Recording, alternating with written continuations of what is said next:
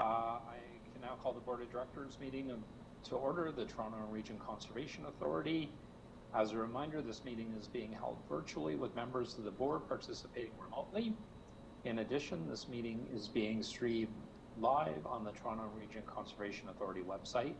I'd ask everyone to please be mindful that there's also a 30-second delay with the live stream, and I respectfully ask that discussions not be held from the time the clerk confirms that we're recording until call to order has taken place, as conversations are picked up by the recording. I'd also like to remind members that electronic devices which emit a sound should be turned off or otherwise set to vibrate or silent. And please ensure your camera is on so that the clerk can maintain quorum for the meeting. I will now ask the clerk to conduct attendance and call out the name of each member. If they can please unmute your microphone and confirm for the clerk that you're present. Thank you. Over to you, Madam Clerk. Thank you. Ainsley? Present. Barton has sent regrets. Ash has sent regrets. Rar? Present. Thank you. Burnside? Carol has sent regrets. Colleen? Cole. Cole. Here. Thank you. Dasco? Dies has sent regrets. Fletcher? Good morning, I'm here. Fonseca? On has sent regrets. Jackson? Kelleher will be late. Thank you, Member Jackson. Kelleher will be arriving late. Kroon? Present. Lee will be arriving late. Matlow? Morley? Present. Mukherjee? Present. Myers? Here. Thank you. Pellegrini? Present. Peruzza? Russo has sent regrets. Santos? Present. Thank you. Sachs has sent in regrets. Sinclair? Present. Tang has sent regrets. And West? Present. Thank you. Perfect. We have quorum. I will read the acknowledgement of Indigenous territory. On behalf of the Board of Directors of the Toronto Region Conservation Authority, I would like to acknowledge that we respectfully acknowledge we're situated on the traditional territories and treaty lands, in particular those of the Mississaugas of the Credit First Nation, as well as the Anishinaabe of the Williams Treaty First Nation, the Huron-Wendat, the Haudenosaunee, and the Métis Nation. As stewards of land and water resources within the Greater Toronto Region, the Toronto Region Conservation Authority appreciates and respects the history and diversity of the land and is grateful to have the opportunity to work and meet in this territory. Next on our agenda, our approval of the minutes held on March 24th, 2023. If I can get a mover and a seconder, please. Myers and Dasco, all in favor? That carries. Are there any disclosures of pecuniary interest at this time? Seeing and hearing none, we will move on to the consent agenda. I will read out each item on the agenda that may be approved on consent. Members of the Board of Directors may ask that an item be held so it can be further discussed. If you can please indicate your intention to hold an item verbally, the person that holds the item will be given the opportunity to ask questions and speak first when the item is brought forward. If an item is not held, the motion is deemed to be approved as written, and no further discussion of the item is going to take place at this meeting. So on the consent listing, under section 1, 8.1, the 2023 TRCA budget. This is a very thick, large, I think it's probably the largest budget we've had in the history of the TRCA. So I want to thank all of the staff that have worked on this. It's very comprehensive, but once again, no questions. So we'll move on to 8.2, RFT, supply and delivery of cobblestone to Ashbridges Bay Treatment Plant Landform Project, Beaches 3 and 4. And this report was deferred from the Executive Committee. Yes, Mr. Chair, worked with Mr. McKenzie. He might want to say that we're going to look at barging, but this one I think has to go. But from now on with the city, because it's the city doing it on behalf of the city, Toronto Water, they have committed to not clogging any more roads with this. Would I be right, John, on that? Yes, so through the chair, and thank you, just for the benefit of other board members, we did hold a meeting with Councillor Fletcher and the General Manager of Toronto Water, Director Frank Briza, staff from both organizations, and we have committed to look at opportunities and to continue to see if opportunities exist to barge in materials where we can for the project, and that may involve some adjustments to Toronto Water's agreement with TRCA or some adjustments at the city side on this, but we are exploring that with the city right now, and we'll continue to do so as we go forward. Certain materials may make sense, and timing windows may allow us to barge in materials. There are, of course, weather conditions. There are, of course, certain materials that come from the private sector, like topsoil, for example, when we get to building in some of the public spaces that make sense to be delivered by truck. We have committed to continue to try to do this at off-peak times. There is significant truck traffic during peak periods in that area, and a lot of our movements, we're going to do our very best to keep them in the off-peak hours, typically earlier in the day, much earlier in the day, so as to address some of the congestion concerns that were expressed by Council Fletcher at our last meeting. So, John, this contract will go by truck, but the city is very clearly clear and Lou's clear that when these can be barged in, then we should use barging and transportation services as well. So that's my understanding. Is that yours? Yeah, I think the city has committed to look at the potential to RFP some of these things.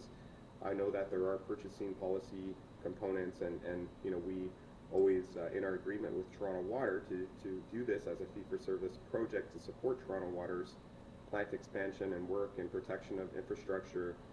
We are bound as part of that contract to look at the you know, the best pricing, either by barge or by trucking. So it may require some adjustments, and it may require some direction at city council. Yeah, don't worry, there will be some, because it won't be the best price. It will be the barging. So now that you've let me know that, I'll deal with this at council. Thank you so much. Thank you. Okay. Okay, thank you. And sorry, with the Board of Directors' indulgence, we're just going to go back to 8.1, the 2023 TRCA budget, because I need a recorded vote on that item. Correct, Madam Clerk? Through the chair, that's correct. So if we can have a mover and seconder afterwards, we can hold this item and do it after the consent agenda has been completed. Okay. Can I have a mover and a seconder for the budget? Morley? Brar? All? And sorry, you want to do a recorded vote after I'm done the consent agenda? Through the chair, that's right. Okay, perfect. All right, so we're on to 8.3, requests for tenders for conservation parks and lands asphalt resurfacing improvements. Any holds? Seeing none. 8.4, vendor of record arrangement for the supply and delivery of various materials for the 2023 to 2026 planning seasons. Mr. Chair, if I can interject here for a moment. I was a little confused on 8.2. Did that get pulled, or were we discussing it there? No, it's going to get voted on with the rest of the consent agenda. So it's moving forward. It wasn't held. It wasn't. So we sorry, had a discussion. We had a discussion about it there. I want to vote against it, Chair, so we'll have to have a recorded vote. Okay, so we will do that at the end. So it's going to get pulled. Yes, we'll have a recorded vote. The opportunity to discuss it then. Well, I'm just calling it for a recorded vote unless you want to discuss it. Well, I had a few questions, but Sure. I thought you were pulling it. I thought you were pulling it. No, I'll pull it. It's pulled. You got it. I'm calling that sucker. So who would like to hold it? I will then. All right. Number 2 is being held by Hugo Kroon. Number 5, vendor of record, arrangement for rental of construction equipment. This is a contract extension. Seeing no holds. Number 6, award of contract 1003940, request for proposal for supply and delivery of agricultural utility tractors. 8.7, acquisition for 14 Estates Limited. Number 8, proposed renaming of Black Creek Pioneer Village to the Village of Black Creek. Number 9, development of sustainable funding model for Black Creek Pioneer Village. Just going to hold that for a question. 8.9, Fletcher. Yep. Oh, sorry. 8.8. Yeah. Mm-hmm. You want both of those or just 8.9? No, just 8.8. Thank you. Okay.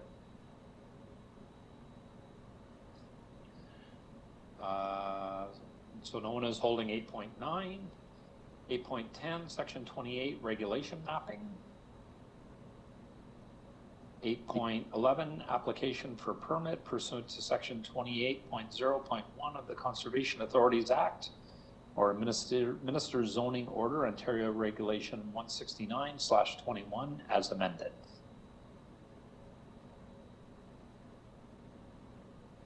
So we will vote on the items that weren't held, and so we're voting on 8.3 to 8.7, holding 8.8, and voting on including 8.9, 8.10, and 8.11. Can I have a mover and a seconder, please? Jackson, seconded by Pellegrini. All in favor?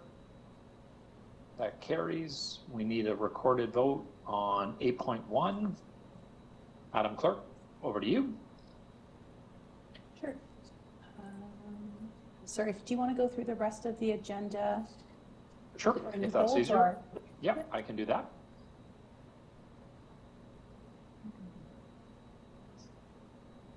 Section point 3, items for information of the board, 2023 flood infrastructure state of repair report.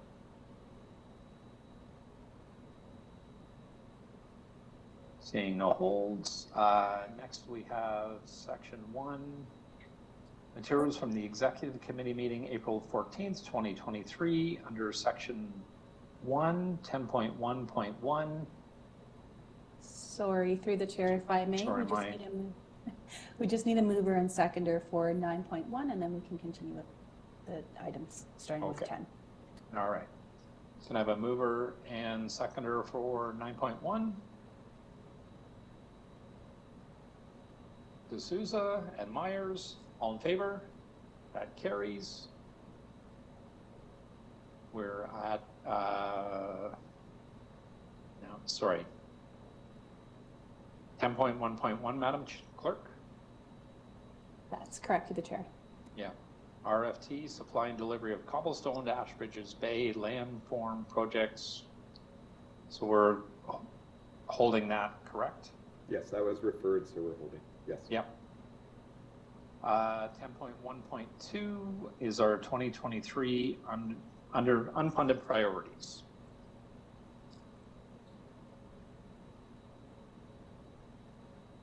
.13, update on the finance agreement for the newest administrative office building project.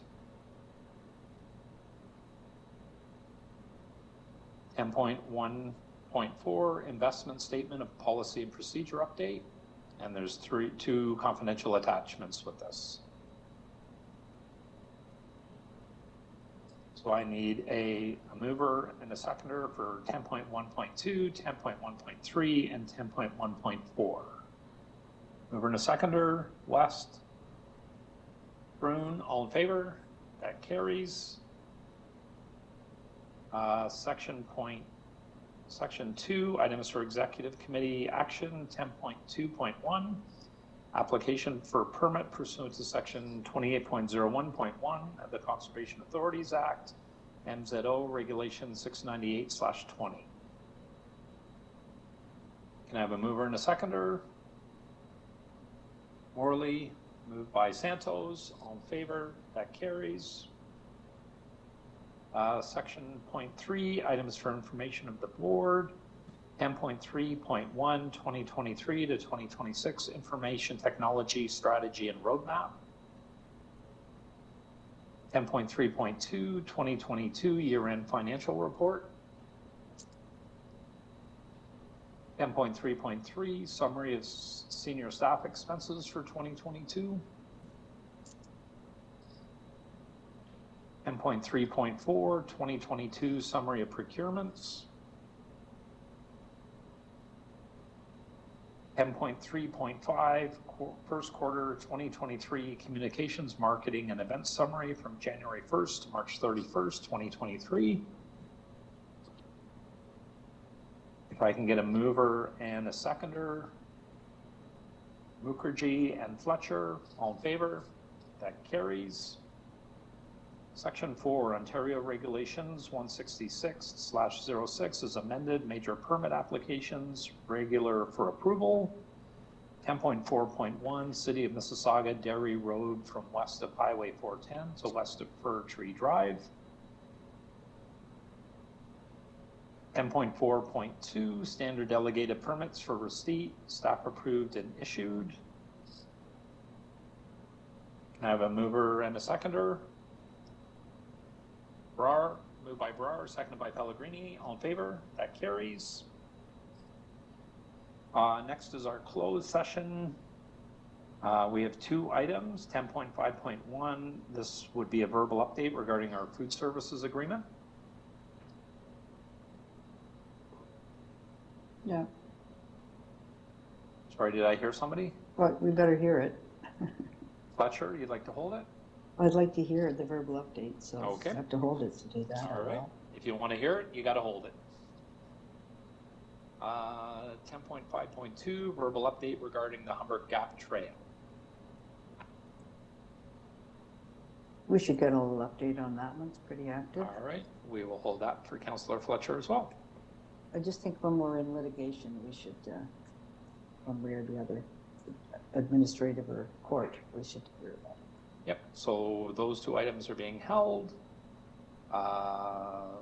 Under item 11, 11.1, verbal update on TRCA owned property. Hold. Who was that? Hold. I'd like to hear that update. Sorry, who was that? It's Stephen Dasco. Okay, thank you. Thank you, Stephen. 11.2 is our TRCA benefits update.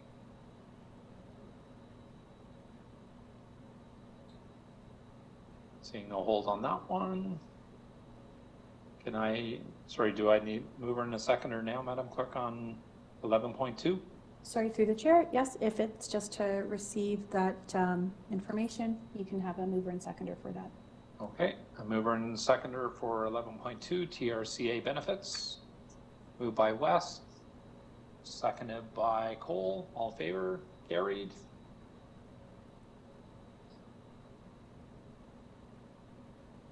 Madam Clerk, get back to 8.1. Through the chair, that's correct. All right, I'm getting the hang of this.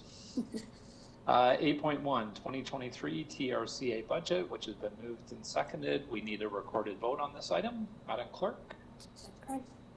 Thank you, through the chair. Here we go. So we have Ainsley. Approved. Ash has sent in regrets. Barton has sent in regrets. Burnside is not present. Shelley has sent in regrets.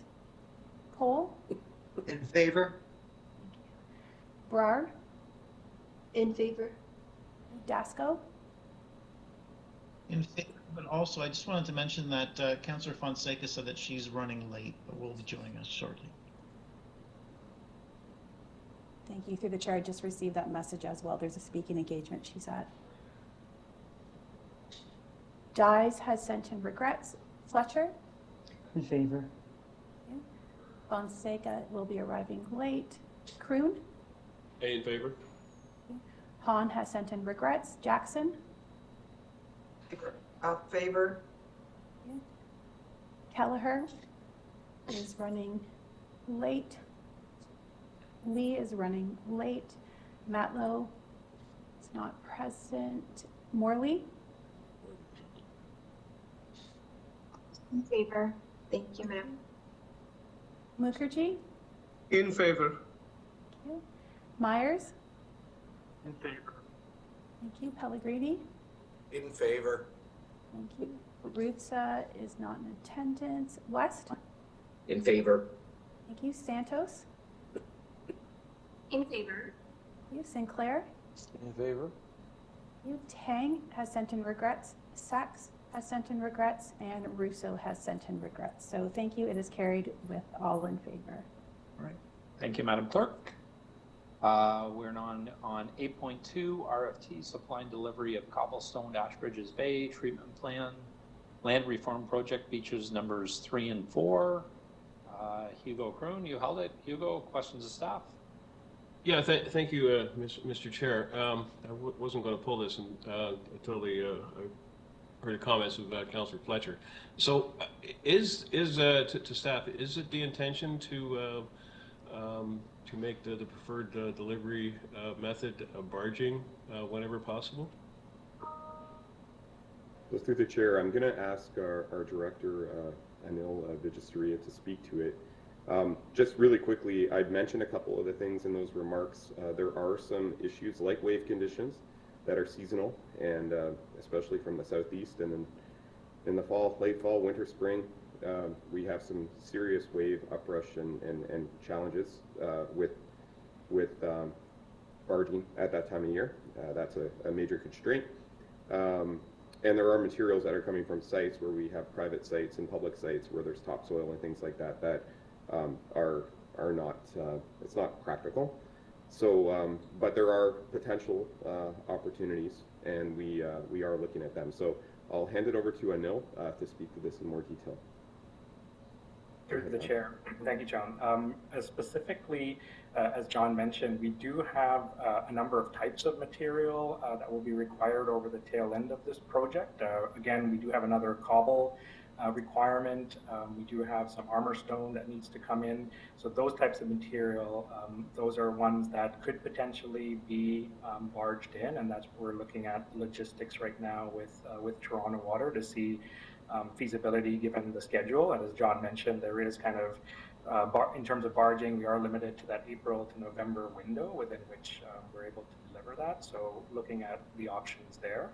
There are two other, as we get to the completion of the project, there's some shale as well as topsoil, as John noted.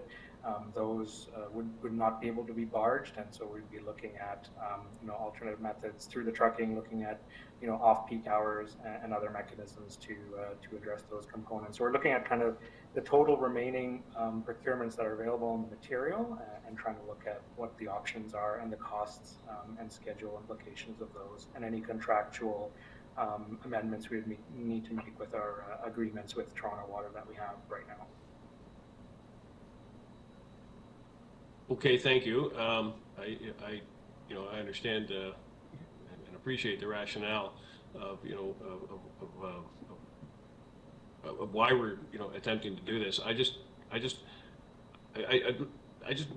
looking at the prices that we were given. I mean, obviously, Dean Construction isn't interested in doing this job and came in at double. The first three, Winthrop, Dufferin, and Gott, they came in within pennies of each other.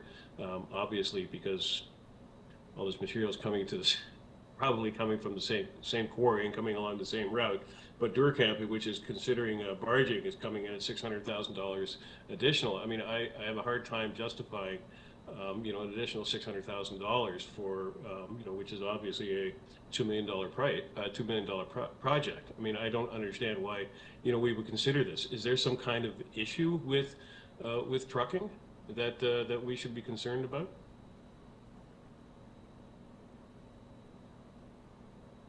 Through the chair,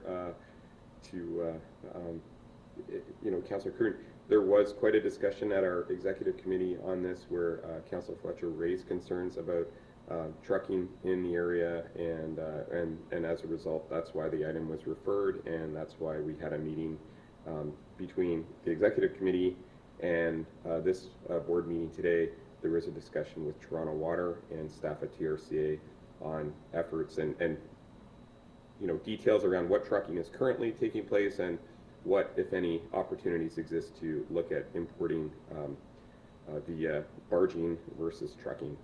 And that's the nature of it. And Councillor Fletcher, I'm not going to speak for you. I know this is something that's of concern to residents and users in the area. How many trucks are we talking about? Through the chair, we have approximately, for this particular tender, it'll be approximately 4 trucks per day. One in off-peak hours in the morning, and then another delivery toward the afternoon hours, in the middle of the afternoon, around 2 o'clock. Okay, 4 trucks per day for how many days? This would be, for this particular tender, would be from July to April. So from July of this year to April of next year. So through the winter? Correct. When barging will be impossible? In the winter period, yes. Barging is only feasible typically in the April to November window. Okay, because I have a difficulty, justifying this kind of additional expense for 4 trucks a day. Us folks up here in Stouffville, I mean, I'm looking at Bloomington, we have somewhere between 1,500 and 2,500 trucks going by a day. I'll say that again, 1,500 to 2,500 trucks going by a day. And, the cost for all material is trucking, and to add an additional 600,000, so we can, eliminate 4 trucks per day in a neighborhood is, something that I have a hard time justifying, especially when, everybody's paying for this, not just the residents in that particular neighborhood. So I just think that, the notion that, barging material in, it's not 1876, the notion that doing this, at this additional cost is something that we shouldn't be considering, especially since these barges are not picking up the material directly from the pit in the barge. It's getting loaded onto a truck, driving through a neighborhood like Richard Stouffville or Uxbridge or some of these other municipalities that the TRCA represents, and then loading onto a barge, and then moving it to a place in Toronto simply to eliminate 4 trucks per day in a neighborhood in Toronto. I can't justify this this kind of expense, and I don't think this is a discussion we should be having for $600,000. And those are my comments. Okay, thank you, Hugo. Does anybody else with any questions or concerns? David West, I saw your hand first. Well, thank you. Okay, I'm a little bit, this is new to me. I wasn't aware of any of this discussion, so forgive me. But if we're like, if we're to barge this in, as Councillor Kroon just said, I mean, the barges don't go directly to the pit to pick it up. So that means that, am I wrong in assuming that means that a truck has to take the material to the barge then has to go to the site, and then it gets unloaded from the site in weather conditions that may or may not be ideal? Is that correct? Through the chair, that is correct. Okay, so we're not reducing the number of truck trips, we're making the truck trips go in some other area. Through the chair, that would be correct. And where would that be?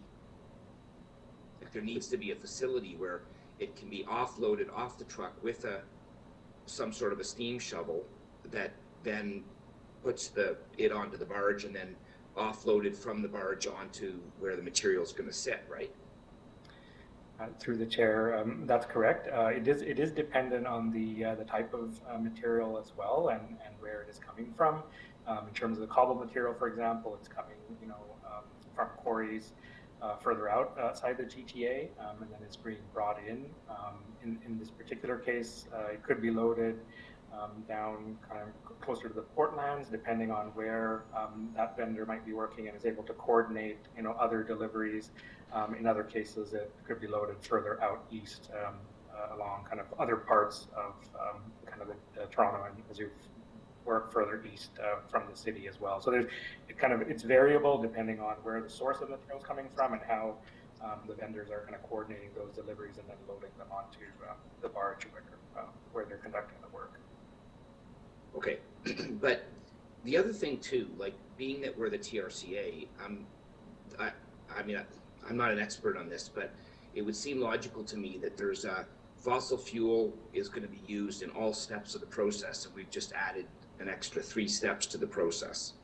So maybe I'm missing something here, and you know, I'm not in tune with that particular area, so I understand where Councillor Fletcher is coming from, I think, but the reality is, you know, this is going to cost a lot more, and also I'm not sure that the net benefit to the environment is particularly in a favorable spot as well. So, okay, I appreciate the clarity on this. Thank you. Okay. Thank you, David. Sure. Councillor Fletcher, your hand's up. Does anybody else have questions before I ask mine? Judging from my screen, you are next. So, John, ahead, this Paula. is, just to clarify, this is a project paid for by the City of Toronto, correct? All funded. Is there TRCA money here? Is it the City of Toronto, Ashbridge's Bay Sewage Treatment Plant that is doing this project? This is a And you're project. doing it. This is a project, fee-for-service work for Toronto Water for Right. the Ashbridge Bay plant landform. Yeah, so fully paid for by Toronto Water. And can you tell everybody what construction projects are underway in this? First of all, the location. It's on the Lakeshore, Gardner takedown, this area of town, including all of the concrete campus, etc. Would you tell everybody about that? What else is going on there? Where to begin? There's a number of them. Obviously, this specific project is tied to the ongoing expansion and upgrades for Ashbridge Bay treatment plant. That's part of it, and this is a landform that is designed to help both protect... Not to interrupt you, I'm talking about the other projects. Oh, the other projects. Yeah. So this is, there are a number of major infrastructure projects underway. Portland's flood protection is one of the ones that TRCA is involved in a supporting role, assisting Waterfront Toronto.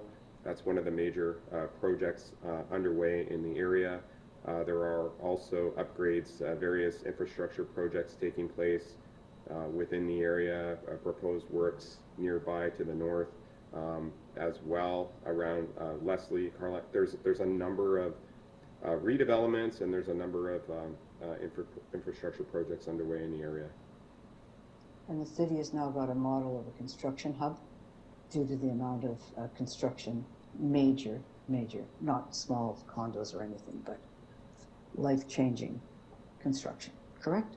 There's a great deal of construction underway. A lot of roads are being rebuilt, realigned, as you can see with the new bridges that have been installed as part of the flood protection project, but there's also a great deal of utility relocations and I guess call it disentanglement underway, and a lot of new infrastructure retrofits underway within this part of the city. And how many lanes is the Gardner down to here? Do you know? It depends on the day, and it depends on what's underway. But sometimes I've seen it, you know, from 3. It can occasionally, you know, there's temporary. It can go down to 1, and it is a very busy area. There's a lot of different work zones in the area. On the lakeshore? East, before the river? Lakeshore east before the river. Similarly, it ebbs and flows. Some days it can be open for 4 to 6 lanes open, but then it can go down as well. And I've seen it change regularly. Thanks. Yeah. Thank you. I'll give everybody a little more information when I have a chance. I'm finished. Thank you very much. Okay, thank you, Paula. Other questions on this? Saying none. Sorry. So John, maybe it's Neil or John. I just wanted, our trucks going in, do they go in during peak hours or off-peak hours? Like, I know, we already know it's a busy area, so do we schedule them in when traffic's lighter, or it's just they come when they come? Through the chair, for most of the materials as part of this this tender is it's off-peak hours. They load the trucks typically the night before, and they're into town first thing in the morning. So typically they're offloading the first load around 7 o'clock, and then the second load is typically just after the lunch hour, 1, 2 o'clock in the afternoon, and then they're back out again. So that's typically for those 4 trips for the 4 trucks that are coming in at those hours. So sorry, 4 trucks will come in at 7 and 4 trucks come in again at noon? Total, sorry, 2 in the morning and then 2 in the afternoon. Okay. And then around the logistics of barging, so it would be done during winter months? Through the chair, sorry. Specifically for barging, typically we're doing it in the April to November period, so not during the winter months. We're unable to do barging during the winter months. Okay. And so the lake would be very busy then, I would assume, as well. That's correct. There is some barging activity obviously happening for other projects in the vicinity. So there's significant demand as well in terms of barge capacity, which is there is not a lot of barging or vendors that have barging capacity or capability right now. So that is a limiting factor in terms of availability. Okay. And then just to reiterate, so in terms of cost to us, so it's completely funded by the City of Toronto. There's no additional cost to us at all. That's like we're not paying to load and unload the barge. Well, we're going to pay, I guess, but the city's reimbursing us. That's correct. Yeah, it'll be through any amendments to the existing contract, because there will be costs obviously associated with the barging itself, and then additional costs associated with offloading that material onto the project site. Okay. And in terms of barging, the costs, I'm not too familiar with it. Are there additional insurance costs that we're going to be liable, like we're responsible for? I guess what I'm trying to say, so if we decide to barge, or the City of Toronto decides we're barging, like they're all in for covering all of our costs. Like there's nothing's going to pop up somewhere along the line, like our insurance costs went up and we have to pay for that, or we had to bring additional staff in, supervisors, and we had to pay for that. The City of Toronto is all in. That's correct. Yeah, that's I think through the chair, I think the key thing, and I mentioned it briefly, is that our current agreement that was put together on this significant project spoke to us trying to find the best price for haulage, and that, but we were open to looking at both barging and haulage via truck as part of that to get materials imported into the site. So we're still bound by that contractual arrangement with Toronto Water that reflects city purchasing policies, and we must abide by city purchasing policies. I think what we're looking at right now is would that have to be amended to address some of these concerns? And that's something that we discussed with Toronto Water. Okay. And so around that agreement, John, when it's done with the City of Toronto Purchasing Department and Toronto Water, did they review this? 2 trucks in and 2 trucks out was acceptable to them, or did they raise any concerns? Or there were no concerns raised with what we did. In terms of this bid, and again, this is a tender request for tender. It's not a request for proposal. It's a request for tender. They were fine with the outcome of that, and that's why we put it forward for executive committee consideration, and that's now been referred to the board here based on that further discussion that we had over the last 2 weeks. Okay.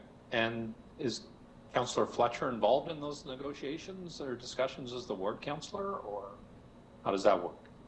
Councillor Fletcher, you requested a meeting, and we held a meeting with you, I know, through the city manager or deputy city manager's office, and that's, to my knowledge, the involvement on this specific tender so far. to my knowledge. Okay, all right. Thank you. Those are my questions.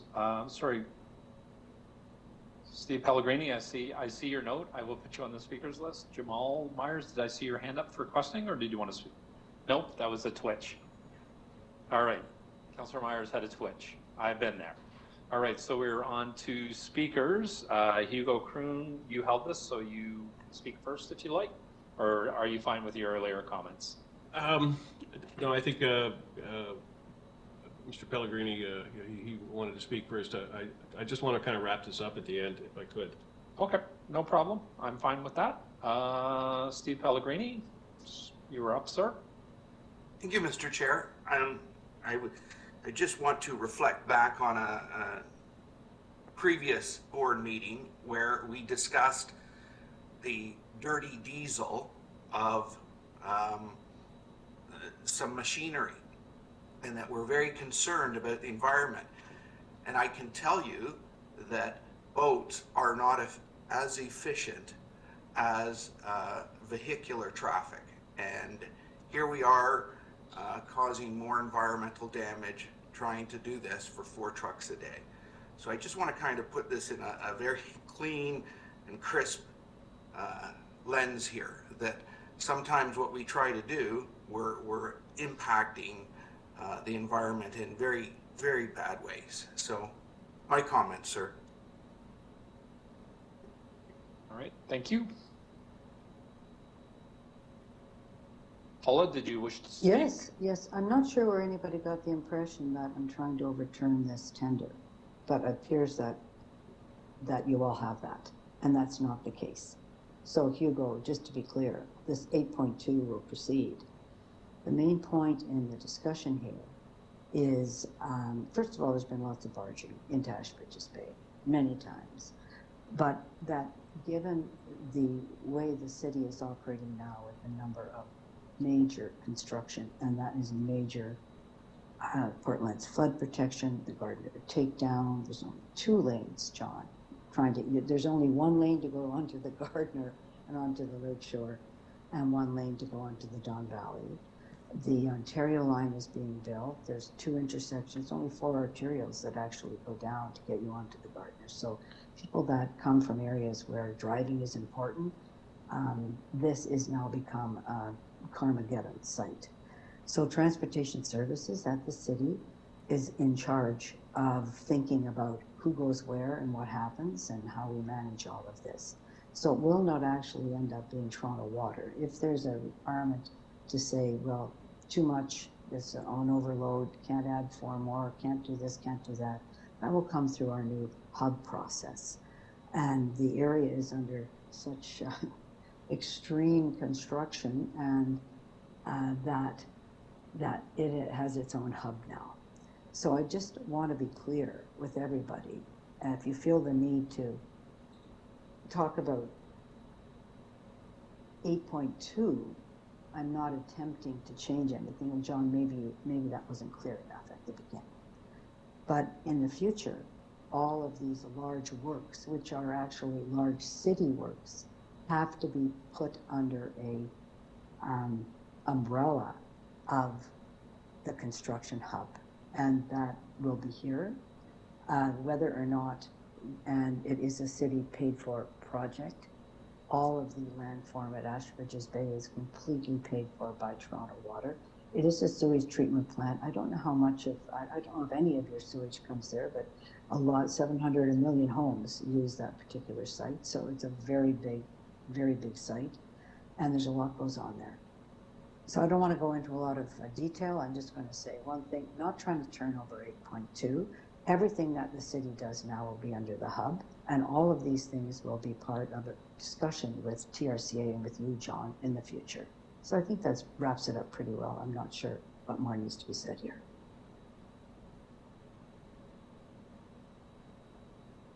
Hugo, do you have more to say? Yeah, thank you for, Mr. Chair, and thank you for your comments, Councillor Fletcher. And I appreciate that, you know, we can't turn this over, and that was not the intention. And I wasn't going to pull this item until we started talking about barging. I think, I think we have to remember that taxpayer is a taxpayer is a taxpayer, no matter who it is. And, if the city of Toronto is going to pay an additional $600,000 for something which, as Councillor or as Mayor Pellegrini is... Well, we're not paying it because we're passing this. It's not an extra sorry, point of order. Sorry, We're Councillor not Fletcher. paying an extra Sorry, Paula, $600,000. Paula. Chair. Hugo has the floor. I just said a point of order. Okay, I didn't hear the point of order. Point of order. Okay, and your point of order? This is not an extra $600,000 because we're not paying it. This tender is proceeding as is. So let's stick to the facts. This is proceeding as is. We have no idea what any other costs might be. Correct? So Mr. Chair, I'd like you to make sure we're talking about what's in front of us. Thank you. Thank you. Hugo, do you want to continue? If this contract were to be awarded based on barging, it would be a $600,000 additional cost. It's not, but if it were, it would be an additional $600,000 cost. It had been indicated that potentially, we would look at barging as an option for projects in the future, on projects on the waterfront. We do know that barging is an additional expense. I will note that there are currently 2 places where barges can be loaded for aggregate, one of which is in Whitby, downtown Whitby, which would impact the residents of Whitby. The other one is in downtown Toronto, where you load and unload your salt, which would impact other residents in Toronto. So as far as reducing impact, that's certainly not going to happen. To Mayor Pellegrini's comments, the impact in the environment is not going to be lessened. But my point is this, is that for all contracts going forward, sometimes, our intention of fixing something causes more problems, especially when it comes to additional costs. What I would like to do going forward is for the TRCA to consider that every one of our projects is done at the best cost and most respective of taxpayers' money. Because at the end of the day, this is always taxpayers' money. Whether it's coming out of Stouffville, or if it's coming out of Toronto, or if it's coming out of the entire province of Ontario, it doesn't matter. It's always taxpayer money. To consider spending an additional $600,000 for something which we think is a benefit, which is going to be absolutely no benefit whatsoever. As a matter of fact, it's going to be more of a cost, is to me ludicrous. So I hope it's somewhere embedded in a policy somewhere within the TRCA, is that we always consider the best cost and the best value for the people of the taxpayers that we represent. To suggest that in any case paying $600,000 for which, for me, is virtue signaling, is to me just absolutely ludicrous and absolutely runs contrary to what we're doing. And Councillor Fletcher, to your point of all the construction that's going on in the City of Toronto, we are well aware of it. If Mayor Barton was here from Uxbridge, every one of the trucks that's digging dirt out of the City of Toronto ends up in our municipalities. All of the aggregate that goes back into the City of Toronto comes through our municipalities. We're well aware of the trucks. When you talk about the traffic issues that you have down in the City of Toronto, you need to come up here. The traffic up here is horrendous. With all due respect, I have no sympathy for residents who are concerned about 4 trucks going past their house, any time during the day, especially when it's going to cost somebody $600,000. Point of order. Those are my comments. Point of order, Chair. It's not residents, it's commuters. There's no trucks going by anybody's house. It's a major arterial, and it is commuters, actually, that are suffering. None of these trucks are going to anybody's house. So just to be clear on that, Hugo. Thank you. Noted. So, and I don't know what virtues, I take offense to virtue. Thank you, Councillor Fletcher. Your point of order was heard. Yes, no, another one. I take great offense to virtue signaling, whatever that means, but I don't think I'm virtue signaling. I'm working in a very difficult environment and raising an issue with the TRCA, who has a contract with the city. So that's all. Thank you. Thank you. Other speakers on this item? Seeing no other speakers, so we have the recommendations before us. Mr. Chair, I'll move the recommendations. I'd like to move by Linda Jackson, seconded by Don Sinclair. All in favor?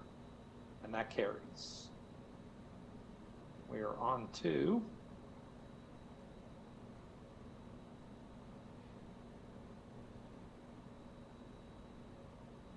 Sorry, with everybody's indulgence as I'm scrolling through, I believe we are on, sorry, 8.8.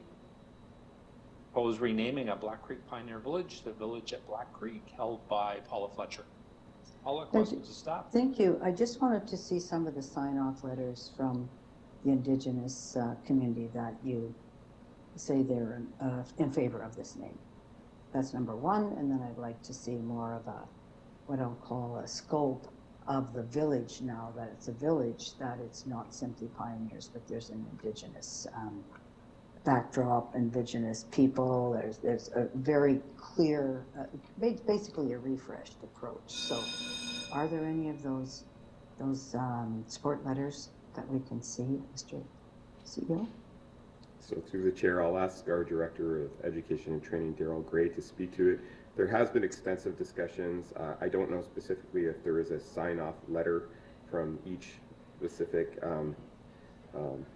community that we've been having these discussions with over the last number of years. I know that it has come up in many of those discussions, but I'll turn it over to Daryl to give an overview. And we are happy to discuss some of the vision that is a more encompassing and I guess more representative village that's being proposed for the future in terms of representing the communities that we serve. So can I just, I don't want to interrupt you, but I just asked if our Indigenous Affairs Office was consultant, if there's a sign off in there. That's all. Sorry, from the City of Toronto's Indigenous Affairs Office. No, so the process for renaming was consultative in the sense that this was coming from the communities that we work with, particularly through the Changing the Narrative Collaborative, which is a group of Indigenous scholars and leaders that we work with through York University, and other Indigenous consultants and community members that we work with regularly in delivering programs and services at the village. We had anticipated that we would need a letter of sign-off for the purposes of this board, but I'm happy to get those from those community members. We have provided them updates regularly through this process, and the name reflects their perspectives and hopes for the site. We did hear loud and clear that no partnerships would go forward or partnerships would stop occurring if we continue to have the name Pioneer in the name. So we took that very seriously, and we think this recommendation responds to that. Hopefully, does that answer your first question? So. Yeah, I just would, anyway, I would have thought that that would have been one of the groups that would have been consulted, because it looks like there was a lot of groups consulted. And I think having a description of the village or your scope for the new village would be very helpful to have accompanying the name rather than just the name change. And through the chair, there was some involvement of the Indigenous Affairs Office. I'm just looking. Councillor Peruzza did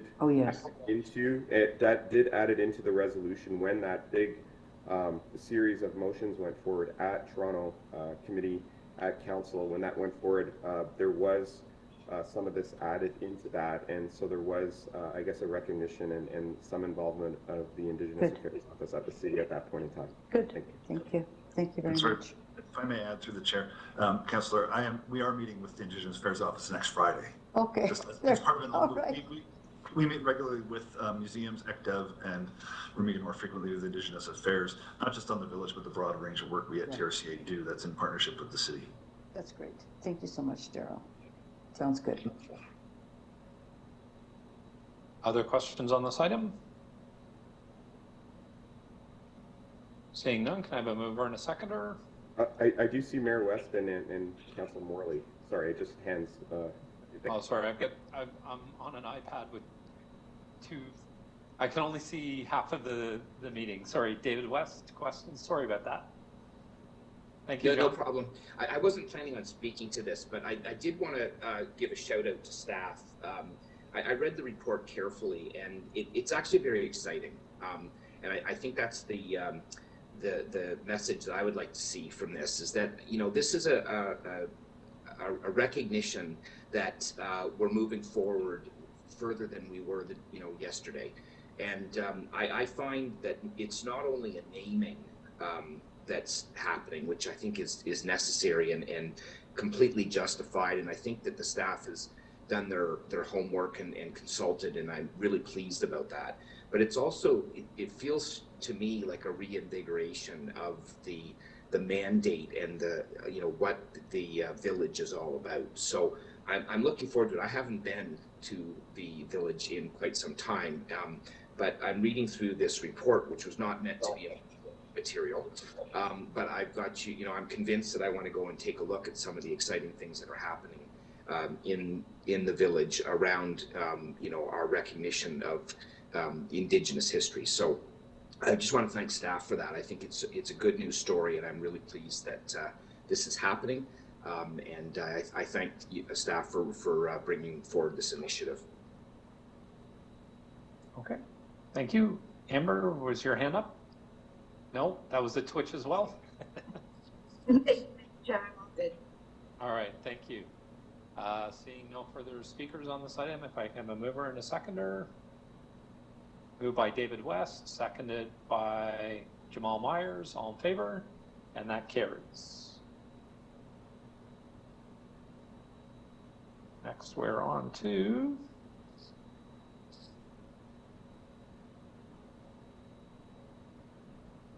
Madam Clerk, do we still need to vote on 10.1.1?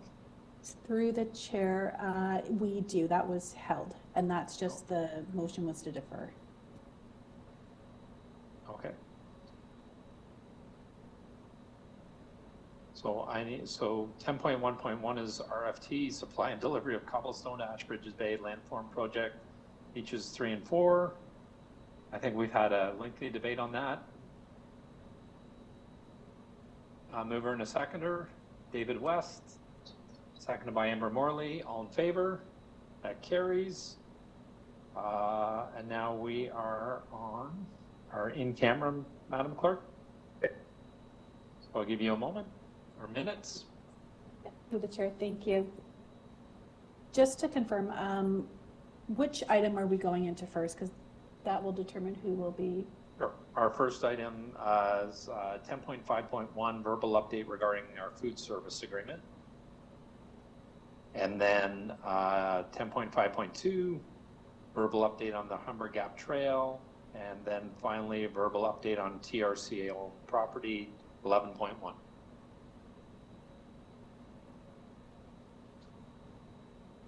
Okay, thank you. So through the chair, we just need the motion to move into closed session for those first three. 10.51, 10.52, and 11.1. Okay, so the motion is that the Board of Directors move into closed session for 10.5.1 pursuant to Section C4, Section 2, subsection G of the TRCA Board of Directors Administrative Bylaw for item 10.5.1, as the subject matter includes advice that is subject to solicitor-client privilege. 10.5.2 pursuant to Section C4, Section 2, Section E of the TRCA Board of Directors Administrative Bylaw for item 10.5.2 as the subject matter consists of litigation or potential litigation affecting the TRCA. Item 11.1 pursuant to Section C.4.2 subsection A of the TRCA Board of Directors Administrative Bylaw for item 11.1 as the subject matter consists of the security of the property of the TRCA. Oh, sorry, Mr. Chair, I had asked to have a verbal update earlier on Science Center and somehow slipped by. I don't know where that would be. That would be under new business, which we haven't gotten to yet. In public or private? Will you be in public? Okay. Thank you. Thank you. Yep.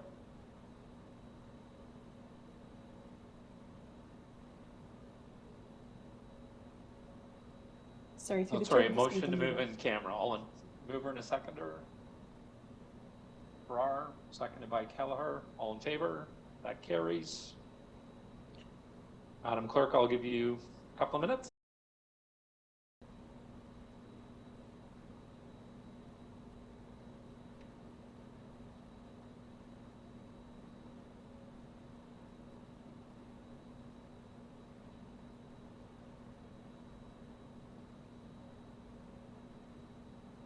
Sorry, John, and before I adjourn the meeting, was there an employee that you wanted to recognize long-term retiring?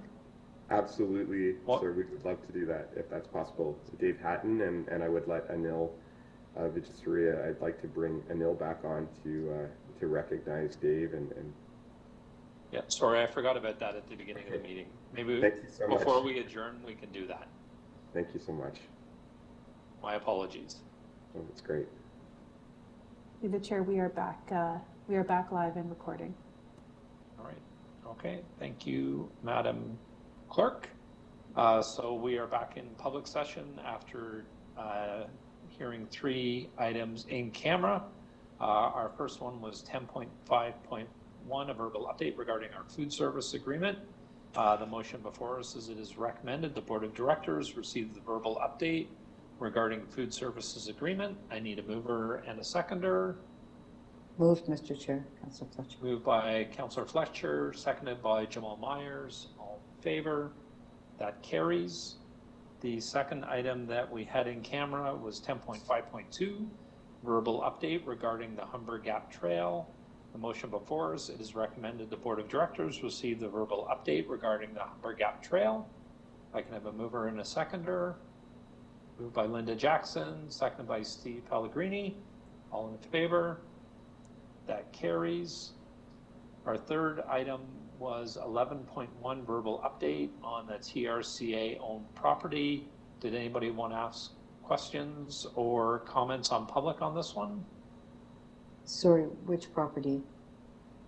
So this is the 11.1 verbal update on TRCA owned property, which would include the Science Center. Yes, I think Stephen, you wanted to ask something in public, right? Yeah.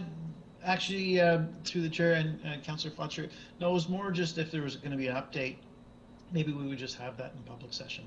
Yes, agreed. Thank you.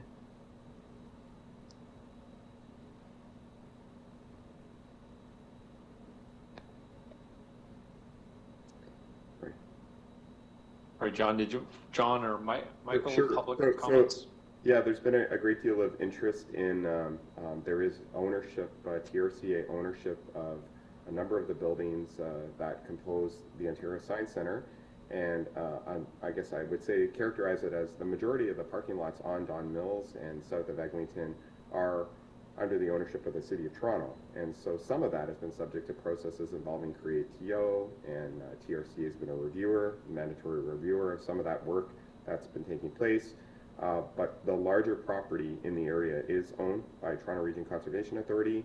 We have reached out, and the province has very recently reached back to us about our interest in meeting to discuss their plans and to understand their proposals better. And so we are working on arranging that involving the Ministry of Infrastructure, Infrastructure Ontario, and we will be reporting back once we have any additional details on that. And all of this is being coordinated to the extent possible with City of Toronto and the relevant divisions of the city that we're working with, and agencies including Create TO. So we're trying to stay as coordinated as possible as we try to learn and understand more about what the province is proposing in the area. And over to Michael, if there's anything else you want to add. Yeah, I think we've taken this opportunity this last week just to do some public education as to the lands. So really we have the 81 acres of lands, as John said. The majority of the actual Science Center buildings are on our lands. It's within the crest of slope of the valley leading into the ravine. As we've been saying, all provincial, municipal, and TRCA policies as they exist wouldn't allow future development on those lands. So we've been looking for clarification from the province. As John says, we have some meetings coming up, and we're looking forward to figuring out what the plans are.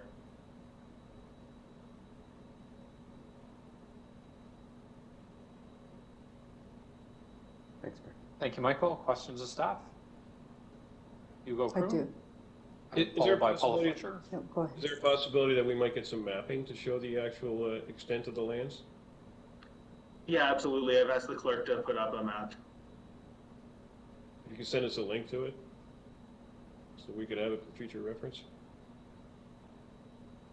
Through the chair, yes, and we're just pulling up right now. We can circulate this, and if you go to trca.ca/news, it is the first thing that you'll see with the news release that we put out with the map on it.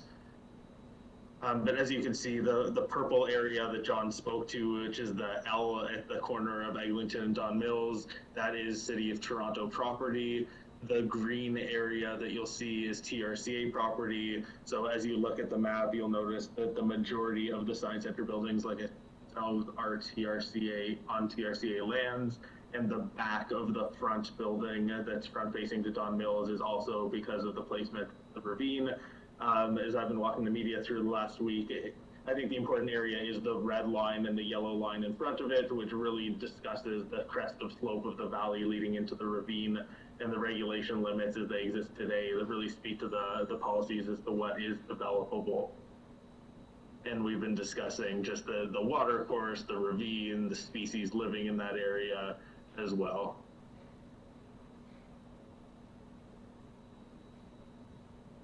I appreciate that, and thank you. And I just asking, going forward, even when we have a verbal report, if there's supporting documentation like maps, that we can, take a look at this stuff, prior to the meeting. I just appreciate that very much. Absolutely. Thank you. Thank you, Hugo. Paula?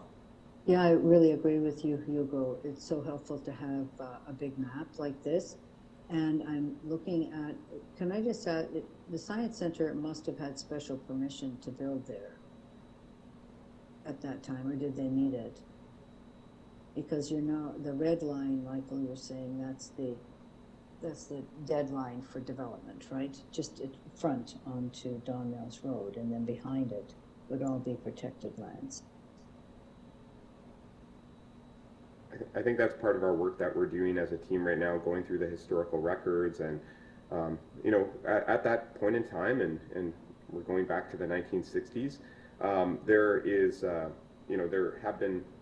has been an evolution on the environmental policy front. And, right. And so some policies that we have today in terms of our policy framework, they were different, and they were more geared potentially towards wetlands, and obviously there was the floodplain because of Hurricane Hazel and what had happened with the biggest disaster ever in the history of Toronto occurring.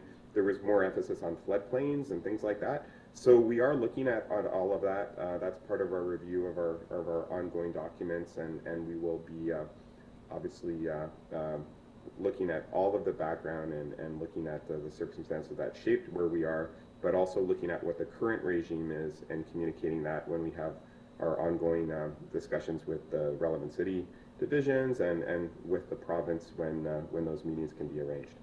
So just to be clear then, Michael or John, the red line currently is what? The red line represents the crest of the slope of the ravine. The crest of the slope. And so the Science Center currently is tucked in between in the crest of that ravine, built Correct. into it. And I believe it will be built into it because it's on many different levels, right? Correct. Just for your information around the north, you see John, if you could let everybody know, that is a development site at the top, at the corner, because there are, the Eglinton Crosstown, if it ever gets finished and fixed, it will go right by there. But that site is a development site, but the rest of it, John, you said that there have been discussions with the city about the parking lot. I'm interested in what those have been.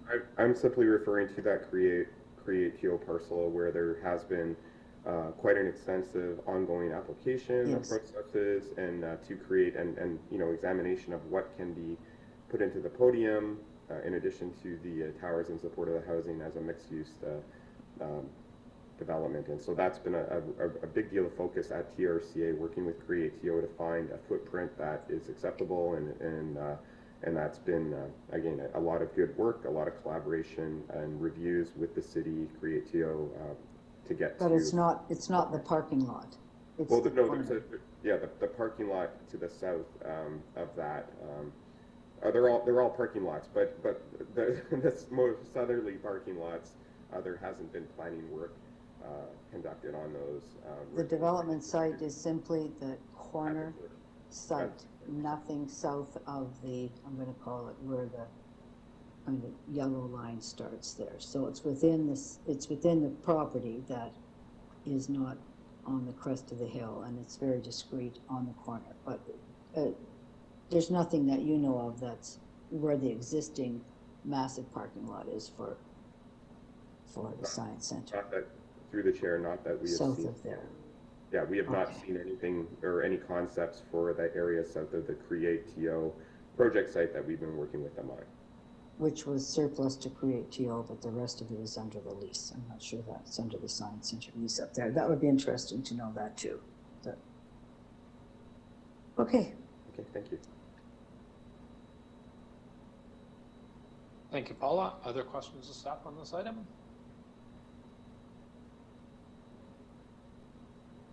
Sorry, so, seeing none. Mr. Chair, I had a question. Sorry, I got a big map. So go ahead. I have a big map on my screen, and my people. There we go. Now I have. No problem. So is that David? Go ahead, David. Yes. Yeah. Thank you, Mr. Chair. I haven't been quite as up on this issue as maybe I could be, and so I'm glad we're having this update. So when we were looking at that map, it seems to me, so the part that's purple and is the parking lot that's owned by the City of Toronto, is that entire parking lot being used for TRCA patrons, or is there other uses in that parking lot? It's the Ontario Place patrons, I think.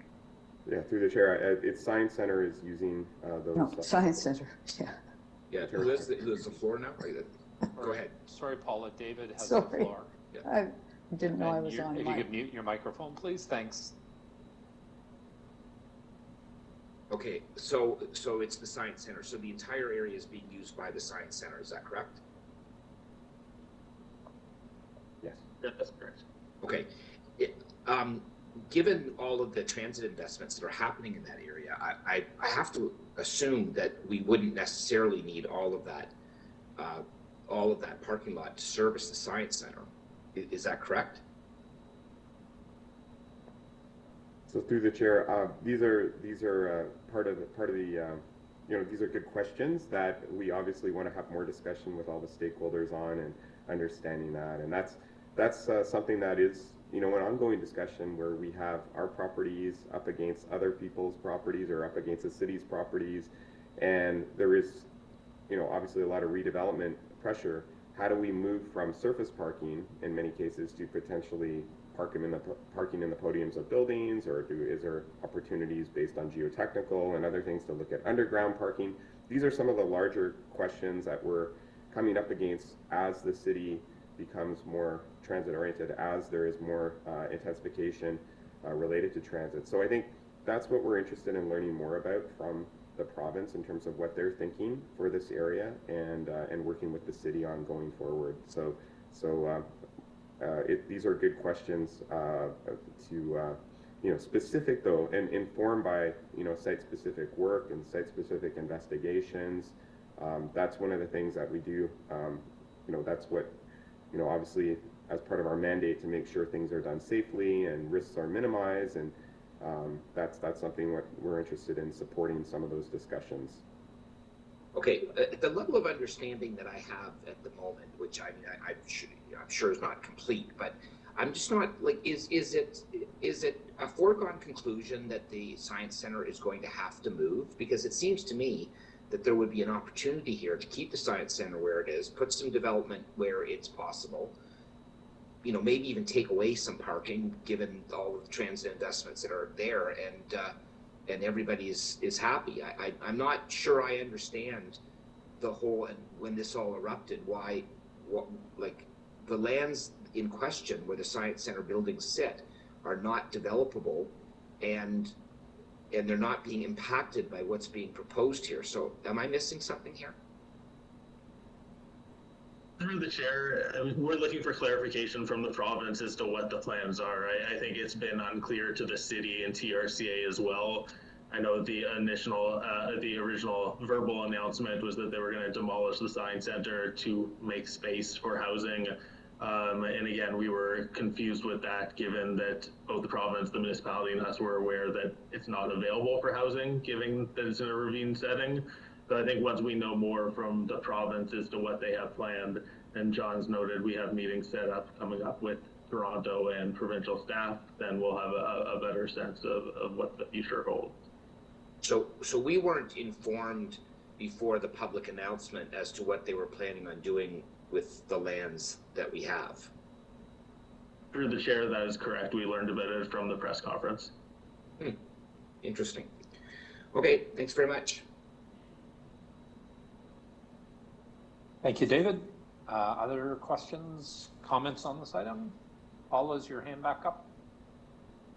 Yes, so I can just put the map back up, and I will reiterate what I said earlier is, and I think staff agreed to it, and David, I think you'd agree this would be really good to get all of this information from TRCA, all of the contractual agreements, reliance, how we're laid into the lease. Do we have a lease, or is it the city's lease, the 99-year lease, etc.? So getting a fact sheet would be very helpful.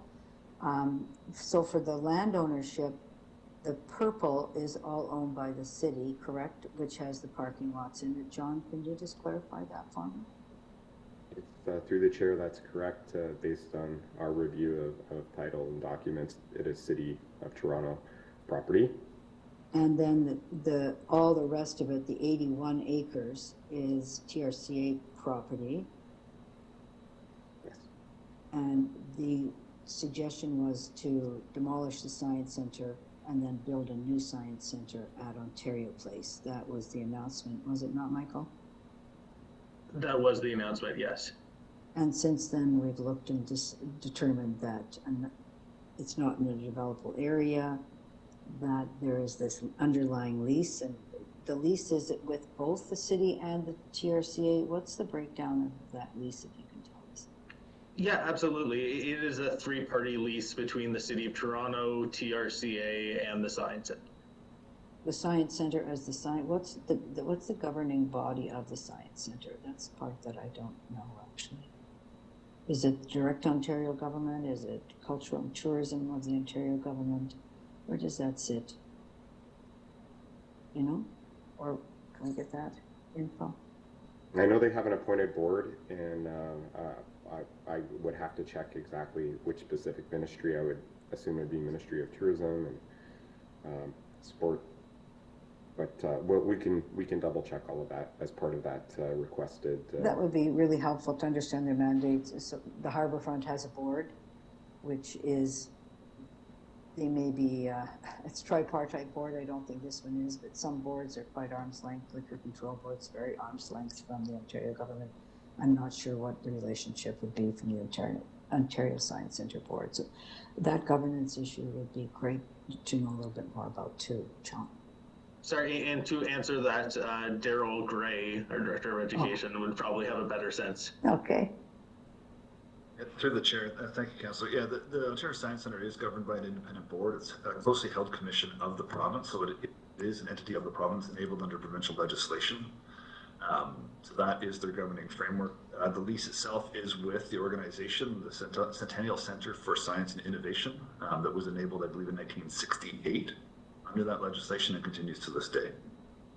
That's extremely helpful. And just, I don't know the kind of visits. I understand that it's the second most visited location in the city of Toronto, and particularly with students. And I don't know school buses, students. Is that what did you know anything about that, Michael, or is that just on a different side of the fence? Kind of use of that parking lot and visits onto the site? I know that colloquially from visiting several times a month with the kids. With the bridge closed right now, it's filled with shuttle buses. I know that it's busy with school buses during the week, but on the weekend it's also packed with cars both on the north and south parking lots. Okay, thank you.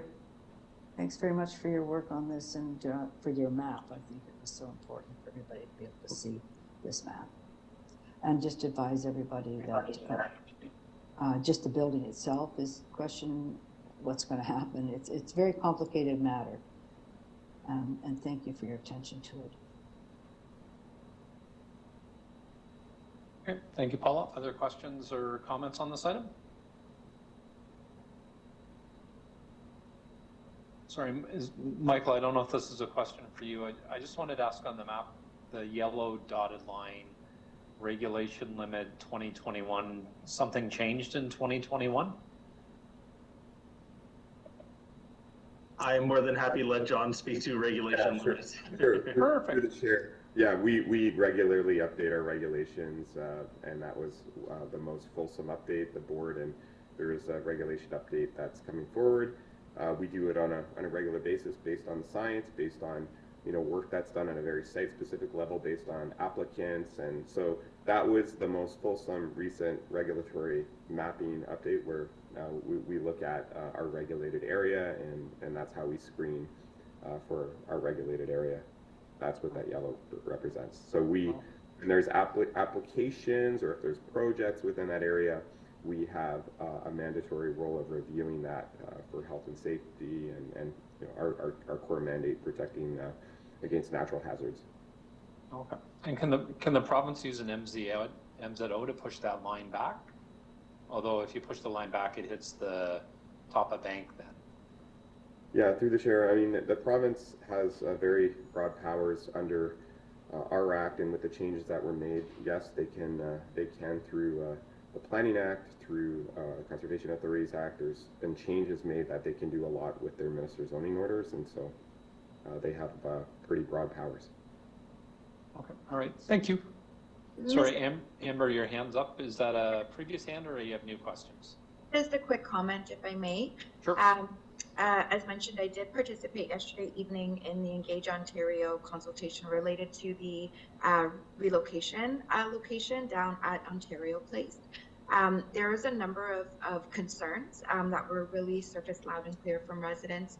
But another piece of the puzzle that I think is important for us to keep in mind and not to lose sight of is, when this building, as I understand, was initially designed and built, the intention by the planners at the time was to ensure that we have institutions spread out throughout the city as economic engines and attractions, not just in along the waterfront or in the downtown.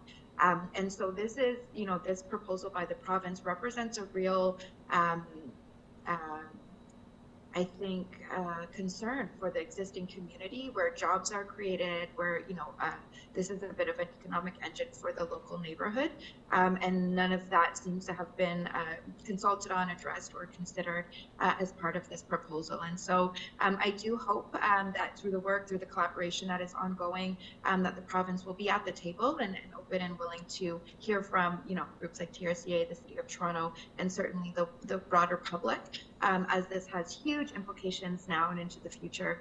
And we're really glad, and I just want to thank staff for all their great work on this, specifically Michael, for the work and sort of advocacy that you're doing to bring the issues and the context to the public as well. So those are my comments. Thank you.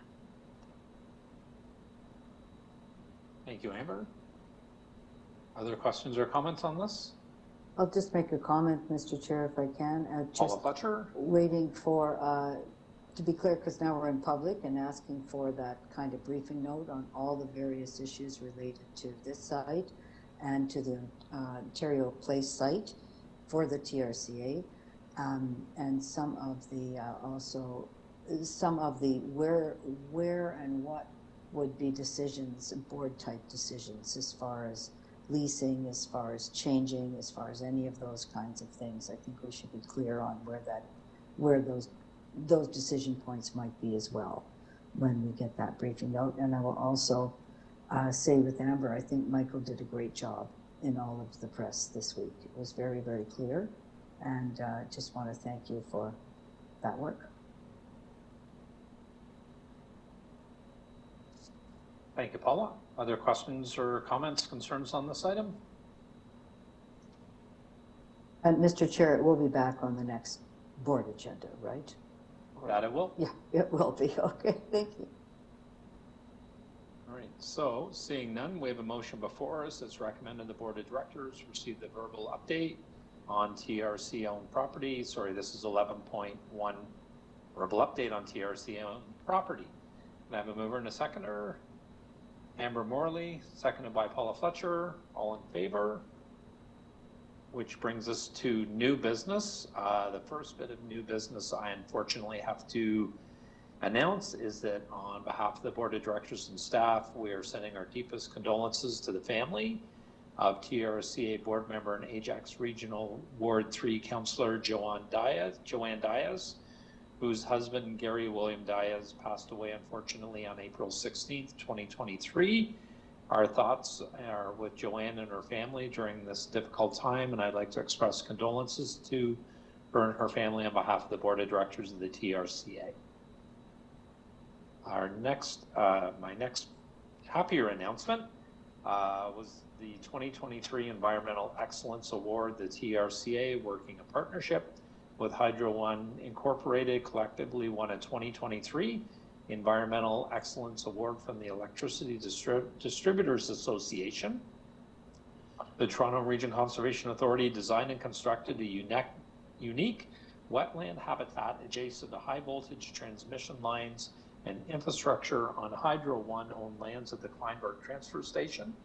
The TRCA worked closely with the Hydro One Networks Incorporated and the constraints in the site to create and restore a 1 hectare wetland habitat, improve corridor connectivity, increase groundwater infiltration, and improve wildlife habitat.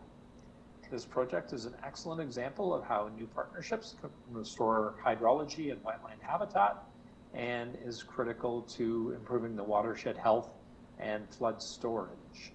We would like to thank the team in restoration and resource management and construction services that designed, planned, and implemented the project. We would also like to thank Hydro One Network for their partnership and a $105,000 contribution to this project, as well as their ongoing commitment to other projects, in particular the Meadowway. We have provided Hydro One with many other restoration opportunities and are excited to partner on more projects with them in the future. And there will be a press release with a link provided in a few minutes. And at this point, I'm going to turn our next announcement over to our CEO. Sure, and I do want to, and I'm then going to delegate that to Director Anil, which is Ria. But we do want to say thank you to Dave Hatton, who has been with TRCA for over 35 years and who is retiring. So Anil, over to you. Thank you very much, John. And yes, wanted to take a few minutes just to recognize Dave. As John mentioned, he's been with the organization for 35 years, and he was part of the original team that developed and implemented the Lake Flow Quality Program back in 1988 at the Leslie Street Spit, Tommy Thompson Park. And when this program started, there were upwards of 1,500 trucks entering the site every day as part of that program. And then that program was rolled into at all active TRCA Lakeville sites like Sam Smith, Fishley, the Motel Strip, South Marine Drive, Bellamy Road, and is still in use at current sites such as Asperger's Bay and Jim Tovey Lakeview Conservation Area. And during his time also, Dave also completed remediation work with the Arsenal lands and also TRCA properties, including the removal of underground fuel storage tanks and PCB abatement. As the Leslie Street Spit started to reach capacity, Dave led the expansion of the fill program to inland sites and kind of recognized the opportunity to import soil to assist in the restoration process. And this has definitely had beneficial impacts in areas like Clairville Conservation Area, Bruce's Mill, and Greenwood, which now we kind of know as the Brocklands. And more recently, Dave has been, participating in the various provincial working groups that have been looking at Ontario Regulation 406-19, which is related to the management of excess soils, and has really helped to guide staff on how we integrate those new considerations into our project work. Dave and his team have also, over the last few years, helped to develop and refine a soils management strategy for TRCA, and have been able to identify opportunities to support both our municipal and agency partners to advance some of those flagship projects, including Scarborough Waterfront, and other identified opportunities where we could reuse soil from planned municipal and agency projects close to the sources where soils are being generated, and to support ecological, social, and economic benefits. So kind of in wrap, with over 12 million cubic meters of soil resulting in over 90 million in revenues from the inland and lakefront programs, I think Dave's statistics speak for themselves. He's been, a results-oriented individual, been a trusted advisor and friend to many of us across TRCA, and also a respected partner and resource to our partners in private industry. So, on behalf of all of us, I just wanted to give you a big thank you, Dave, for your 35 years of contribution, and wish you all the best in your retirement. And I know you're on the call, and I don't want to put you on the spot, but if you wanted to say anything, any final comments before you head off in your next chapter, I'll open the floor to you. Thank you very much, Anil. I appreciate the very kind words and many accolades. I just want to say I could not have done this without a full team of staff. I've worked with so many great staff over the years, and the full support from senior management all the way to my field staff. So this really was a group effort, and I owe a lot of my success to the overall organization. And it's been a great organization to work with. I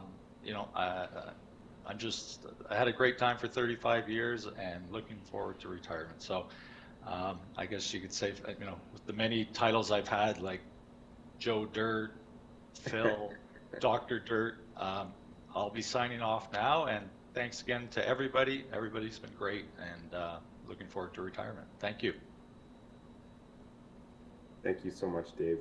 And you've just been so pragmatic, working with so many different people, and you're a connector of people, and we will greatly miss you. And you've really created a living legacy, and it's fantastic, all the great projects and programs you supported. So just want to thank you again on behalf of our whole organization for all your contributions. Thank you. Thank you very much, Dave, and I hope you have a long, happy, healthy retirement. Thank you so much for all the work you've done on behalf of the conservation and for the residents in our area. I believe, Madam Clerk, that is our agenda. Through the chair, that's correct. All right, and just before we adjourn, John, I just want to thank you for taking time out of what I know is your very busy schedule. I had a community town hall last night that John was our guest speaker, along with our TRCA staff member, Joanna Kite, talking about all the amazing work being done in Scarborough. We had our MP, John McKay, was my co-host. I refrained for asking for a check in public like I usually do, but that's not going to stop me in the future. But John, thank you very much. We're getting lots of positive feedback about the meeting, and still getting questions and comments about all the work TRCA is doing in Eastern Toronto. So thank you so much. And at that moment, this concludes our board meeting. Can I have a motion to adjourn? Steve Pellegrini, seconded by Hugo Kroon. All in favor? And that carries.